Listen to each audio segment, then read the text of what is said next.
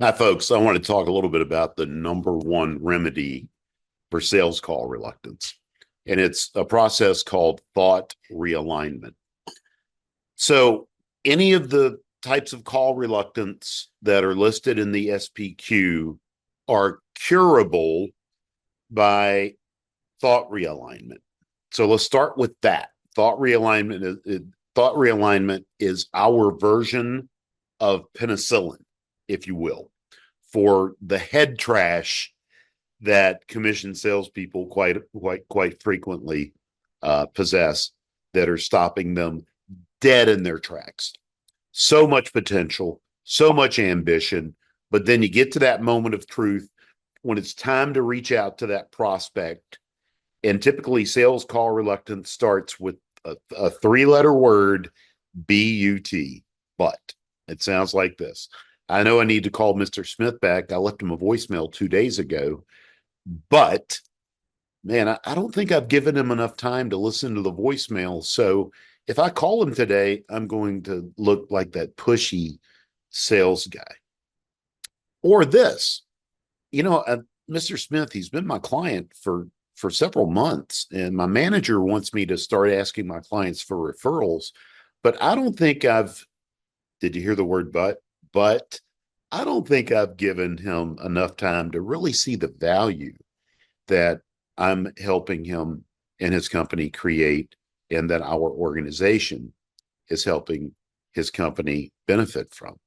So typically, sales call reluctance starts with something that's revenue generating, an activity makes sense logically in your mind. You know it makes sense.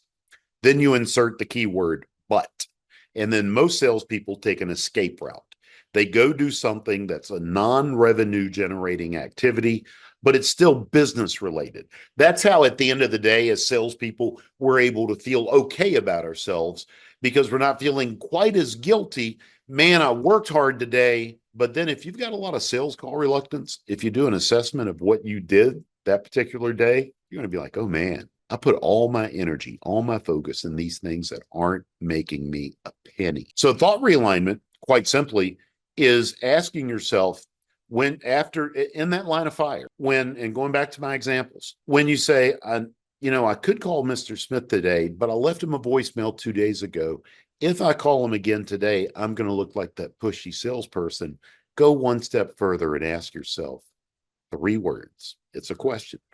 Where's the proof? Where's the proof if I call him back today that I'm going to look like that pushy guy, that guy, the guy that's bothersome, the guy that's too pushy? You're not going to have any proof. 9 times out of 10, maybe 99 times out of 100, you've got no proof. It's irrational thinking in your mind, but it's become a guideline in your career, slowing you down, putting an artificially low ceiling on how much productivity you can have in your sales career.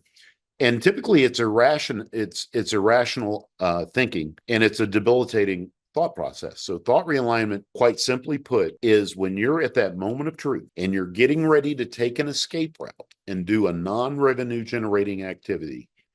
Ask yourself, this situation that I'm in right now, that I'm thinking about taking action on, I've got this negative thought that just popped in. I'm telling myself a negative story. If I take this action, I will appear to be X, whatever that is. Just ask yourself the three-worded question. Where's the proof? And 9 times out of 10, maybe 99 times out of 100, there is no proof. That neutralizes your negative thought.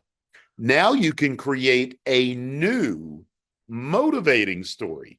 Because after all, and think about this for a second, you were lying to yourself in a negative way that's been like a ball and chain around your career.